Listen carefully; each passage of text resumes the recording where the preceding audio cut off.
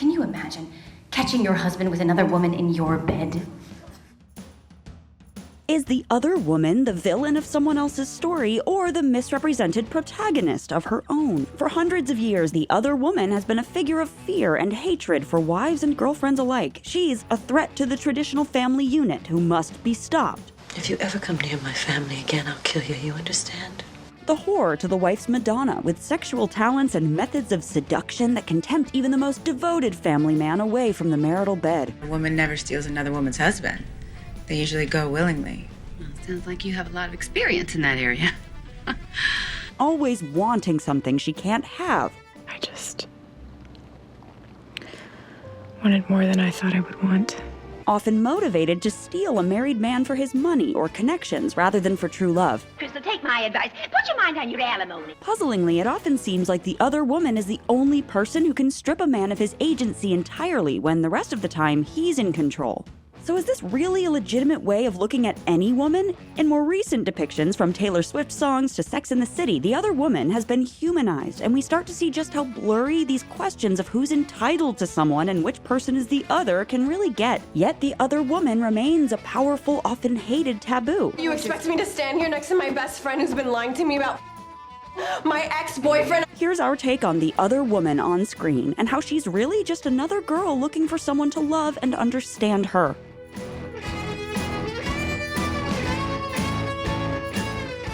We're so excited because we have a brand new episode of The Takeaway on the Prime Video YouTube channel, and it's all about The Wilds. The Wilds Season 2 is out on May 6th. We are getting ready by digging into all of the mysteries and unanswered questions of Season 1. Once upon a time, 2 plane crashes were staged. We thought it was just the girls subject to this social experiment, but now it turns out there was a group of guys going through the same thing. The Twilight of Adam? It's gonna get really interesting now that we have both the girls and the guys in this situation. Don't scream. Season 1 of The Wilds left us with so many questions, a lot of cliffhangers. Where is Nora? What side is Dot on? What's going on with Shelby? Is Martha alive? And what's gonna happen with the guys? The boys with perfect control group. This just gets crazier and crazier. Just when you thought you were getting your bearings, something came in to uproot or change it. You think that the big mystery was the social experiment, and then there are more mysteries. So be sure to check out The Takeaway on Prime Video YouTube channel. Let us know your thoughts and your theories, and get ready for Season 2 of The Wilds on May 6th.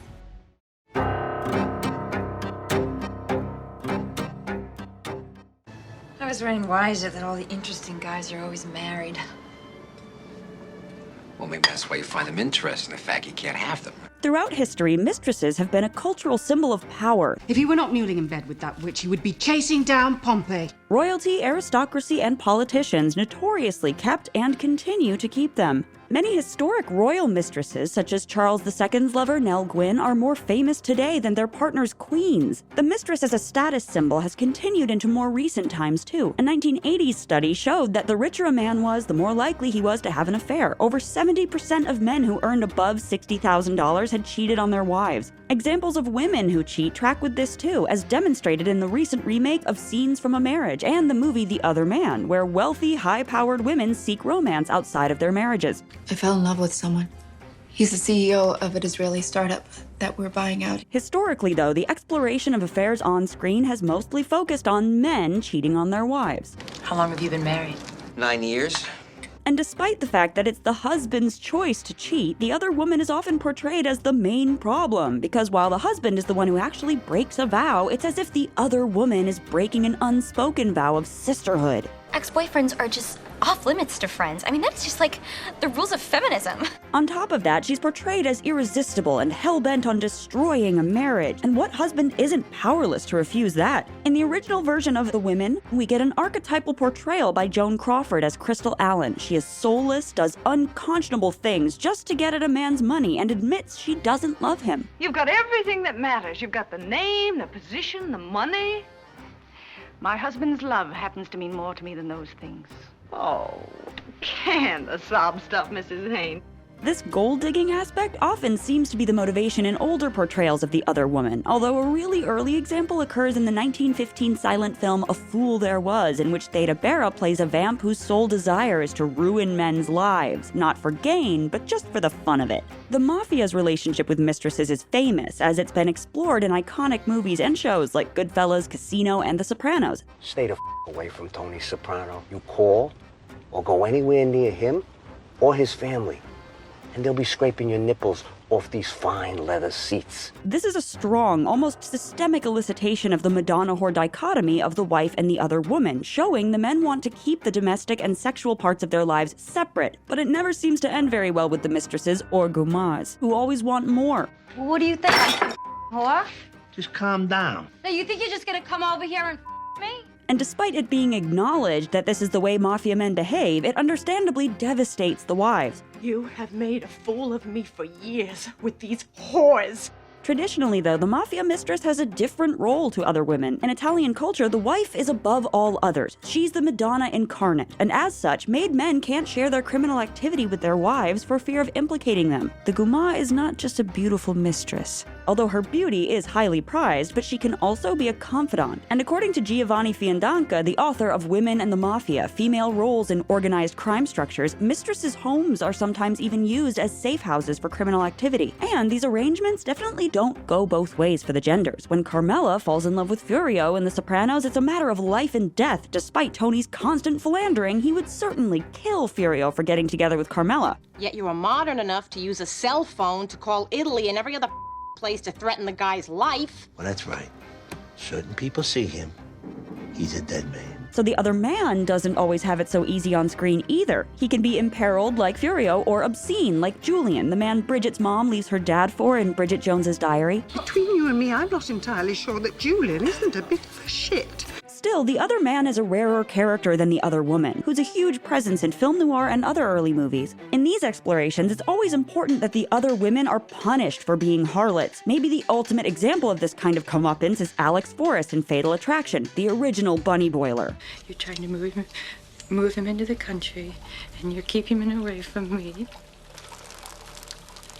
And you're playing happy family. In the film's finale, there's a moment of redemption where the cheated-on wife, Beth, shoots Alex to death. This wasn't the original ending. Initially, Alex was supposed to kill herself and frame Dan for her murder. However, test audiences didn't respond well to that storyline because, as Glenn Close, the actress who played Alex, put it, the original ending was film noir-worthy, but the audience wanted something more cathartic. They needed Beth to get her revenge. The audience wanted to believe that that family might be able to survive. Yeah. So they got their catharsis by shedding my blood. Victory for the wife is a key tenet of many of these movies, essentially an example of good defeating evil. But why is the other woman portrayed as evil? One theory is that the other woman shatters our dreams of true love. One real-life example was the vilification of Angelina Jolie when she got together with Brad Pitt, who was married to Jennifer Aniston at the time. Jennifer, most famous for her role as Rachel on Friends, was always portrayed as a down-to-earth girl-next-door type, and her marriage to Brad was a glossy realization of America's sweethearts. People were obsessed about your marriage and then the divorce. I think it's because you guys represented the picture on the wedding cake.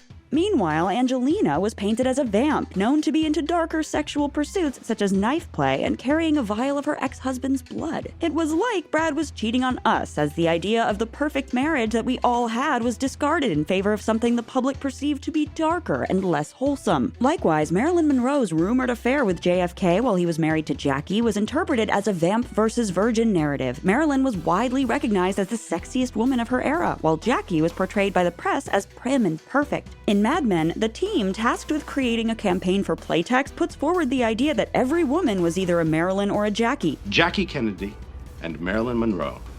Every single woman is one of them. The reality, however, was more complex. Rather than proving this binary, Marilyn and Jackie were more alike than anyone cared to admit, and appeared to have had mutual respect for, or at least interest in one another. There are film and TV examples where we feel we've been cheated of the perfect couple by that irritating other woman, too. Derek and Meredith's relationship being thwarted by Rose in Grey's Anatomy, and Ross and Rachel's by Emily in Friends. These other women aren't even mistresses, but they're still disliked by audiences because they're getting in the way of something viewers crave. And if he's with Rose, that means he's not with you. Or when the wife or girlfriend who we really back is being cheated on, we get very villainized other women examples, like Lydia in Sliding Doors. I wanted to see what this girl you seem to have no intention of leaving, despite the occasional pre-orgasmic suggestion that you are, has that is so unleavable. Often, the other woman isn't just vilified, her life is literally deemed worthless. In The Great Gatsby, Tom's mistress Myrtle is killed when his wife Daisy runs her over in a car, and Tom isn't even affected. He only seems interested in covering it up. You have nothing to worry about. Let me take care of things. Take care of you. Likewise, mob shows and movies often explore how mistresses can be objectified, dehumanized, and treated as disposable. They might be murdered, as Giuseppina is by Dickie in The Many Saints of Newark, or Tracy is by Ralphie in The Sopranos, or they might threaten or commit suicide, as is the case with Tony's girlfriends Irina and Gloria. If you'll go, I'll kill myself. Gloria Trillo, she gave me a ride home that day. You know what Jerry told me about her? She died. But starting in the 2000s and 2010s, we saw a spate of film and TV portrayals that humanized the other woman, including 2 different movies called The Other Woman, as well as The Sweetest Thing, Enchanted, The Other Boleyn Girl, and 13 Going on 30. Even Gloria Trillo in The Sopranos could be sympathetic. Didn't you help her? Sometimes you can't. She was a good kid. One of the main purposes of this was to put the focus back on the cheating man, who is the actual person causing damage in his relationship. These movies are successful because it's so rare to see men get their comeuppance for this sort of behavior in real life. That's my money! No! And the truth is that the other woman often is vulnerable and lonely. She's probably suffering thanks to the man's behavior as well, and really needs people who like her in her life. In the Sex and the City love triangle between Carrie, Big, and Natasha, Carrie is an example of the other woman who we're invited to sympathize with because she's the protagonist. You're the other woman. I am not the other woman.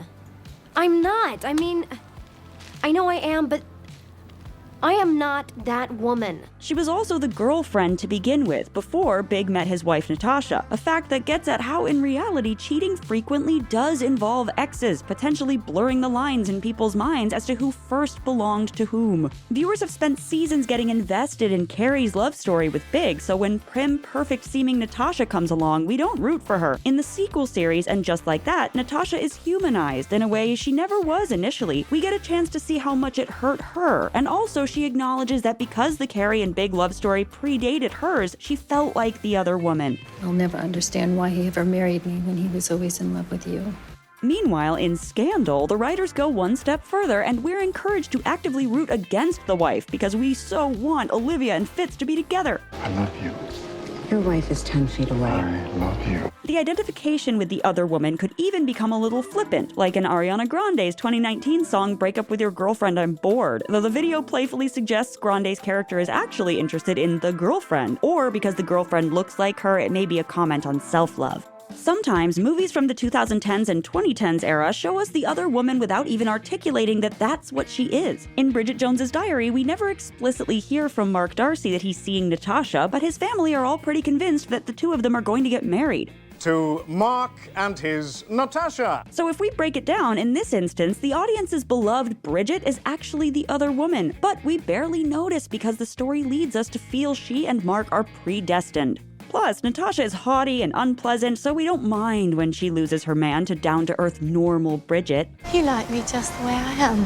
Actually, there's a real-life reason why Bridget doesn't come across as a clear-cut other woman. In life, often the category isn't so apparent. It's often not the case that one person is the primary partner and the other is the other woman. There's an example of this in Game of Thrones, when Tyrion marries Sansa, although he is already in love with Shae, and sometimes the other woman doesn't even know that she is the other woman until unfortunate circumstances bring her and the wife together, which is the case in Shiva Baby. He's married?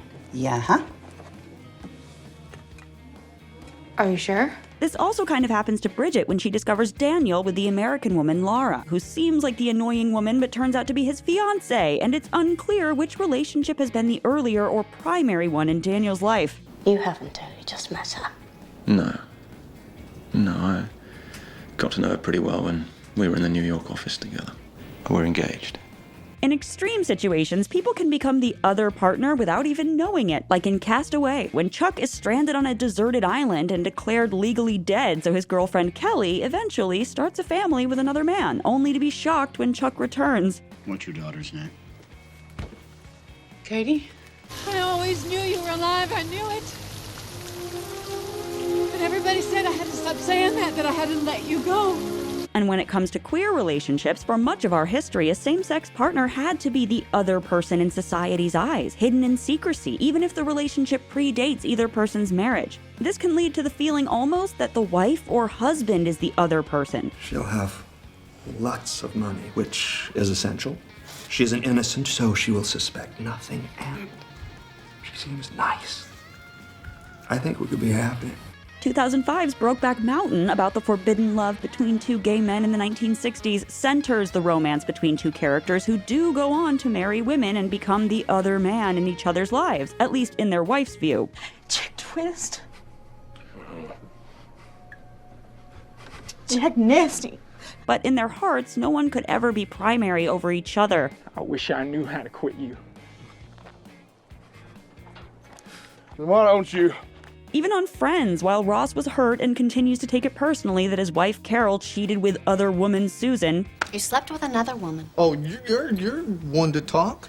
Clearly, Carol and Susan were in love, starting a forever partnership, and Carol's infidelity was an unfortunate step on the path toward her honestly understanding her orientation and true love. Music is a medium where it's easy to identify with the narrator no matter where they fall in a love triangle, because you're immersed in the singer's emotion and less preoccupied with judging them. In Melanie Martinez's Pacify Her, the song's narrator is an unrepentant homewrecker who articulates exactly this blurriness of what makes someone belong to someone else. She sings, "Someone told me stay away from things that aren't yours, but was he yours if he wanted me so bad?" In Dolly Parton's iconic Jolene, she pleads with a potential other woman to have mercy and not to take her man just because she can. On Taylor Swift's album Folklore, she narrates a love triangle through 3 songs, Cardigan, Betty, and August, with Cardigan narrated by the girl who is cheated on, Betty by the cheating guy, and August by the other girl. Swift herself says that the protagonist of August isn't a bad girl, claiming she was trying to seem cool and seem like she didn't care because that's what girls have to do, and she thought they had something very real. And then he goes back to Betty. Still, that sympathy for the other woman hasn't always held fast for Taylor. She released the track Better Than Revenge in response to rumors that Joe Jonas cheated on her, viciously shaming the other woman, and it is really understandable for the scorned wife or partner to be angry at the person they perceive to be destroying their happiness, especially if that other person knowingly disrespects the marriage or partnership, and even more so if the other person is a trusted friend. It's the reason why viewers were so shocked when Cassie from Euphoria slept with her best friend Maddie's ex, Nate. I would have never done this to you. And contemporary narratives like The Gilded Age still employ the character who's conniving to steal a married man's affections as a one-dimensional villain. Haven't you ever wanted a woman who thinks only of you? Mrs. Russell has many qualities, but she has her own campaign to wage in the world. She has no time for yours. Yet most of these stories make it clear that ultimately it's the partner in the relationship who's accountable for the choice of whether to be unfaithful or not. In Agnes Varda's feminist movie Le Bonheur, the mistress is the reason for the wife's suicide, and then the mistress literally just replaces the wife in the family. And ultimately, this reveals an underlying coldness in the husband and how he regards these women as implements for his idyllic, happy life.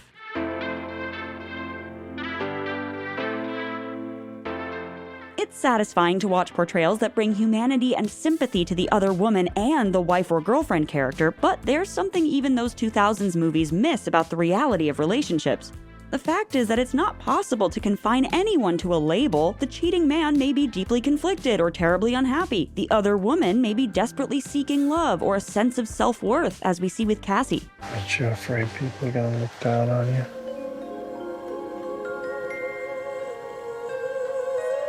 At least I'm loved.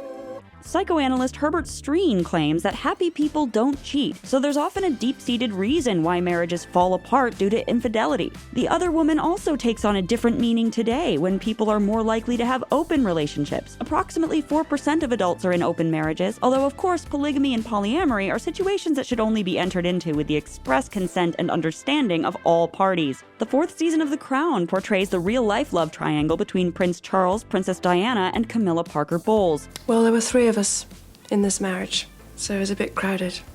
To Diana, her husband's devotion to this other woman is a burden that dooms their marriage, while in Charles's mind, Camilla is his rightful love because he's loved her for many years and his family are in the wrong for preventing their marriage. The Crown again illustrates this murky question of whom one belongs to when you consider a person's history with an ex, or the reasons out of someone's control why a relationship might have ended. But it ultimately makes Diana out to be more of a victim than Charles in this situation, because he wasn't above board with Diana. She wasn't informed, as a very young girl marrying a prince, what she was really getting into. To be the protagonist of a fairy tale, you must first be wronged. A victim. Portrayals like these, and even older ones, show that it's really the tiptoeing and secrecy that's so unhealthy and sinister. There wouldn't be such a thing as another woman if we all articulated our feelings better, discussed our relationships and desires more openly. The Duchess shows a real-life odd realization of this when the Duke and Duchess of Devonshire come to an agreement that his mistress can live with them. Duke and Duchess of Devonshire and Lady Elizabeth Foster. It's not that this arrangement isn't painful for the Duchess at first. The patriarchal setup of the time means she is unable to be with the love of her life, after all, but she grows to love them both and gives them her blessing to marry after her death. In Friends, we see that Joey's mom actually benefits from his dad cheating on her because he treats her better, and that means she's happy to turn a blind eye to his infidelity. Do you remember how your father used to be? Always yelling. Nothing made him happy. That he's been more attentive. He's been more loving. It's like every day's our anniversary. It makes us question whether we could accept another woman if the marriage improved, or whether if we acknowledge that we aren't necessarily always attracted to our spouses as the years go on, we might still maintain a relatively good marriage. In The Marvelous Mrs Maisel, after Midge Maisel finds out her husband Joel cheated, she gets hours of comedy out of Penny Pan. Do you know I've seen her twice, with her shirt on inside out? Penny, twice. Twice? You can only be trusted to butter people's corn at the county fair. More importantly, the loss of Joel to his mistress is part of turning her into another woman, a different, bolder, more independent person with a more fulfilling existence. But what about the mistress's existence? Can she be fulfilled by staying someone's other woman? Well, maybe. I have it all. On the east side. He has someone else on the west side. So, you're okay with that? Yes. I don't have time for a full-time man. I have a full-time job. As Nicki Minaj says in The Other Woman, I think you need someone with something that's going to keep him busy. The key is remaining honest, consistently checking in with your partner on their needs and where they're at, and making sure that everyone involved is on the same page. Ultimately, we need to demystify the motivations of the other woman. She's rarely in it for financial gain or social climbing, as she was so often portrayed to be in the past. Rather, she's just like any other person, looking for love or connection. We should be accepting that life is messy and contains all sorts of people, all of whom are main characters in their own stories. In 2019, Lizzo was quoted in The Cut talking about a lyric in the song Truth Hurts. She said, "I sing I will never ever ever be your side chick." But originally the lyric was a side chick. Bitch, what about side chicks? I don't want to exclude them. I don't want to make them feel bad. We could all take a little of Lizzo's attitude forward with us the next time we're quick to judge the other woman. She might just be a friend we haven't met yet. I am with you. I have always been with you.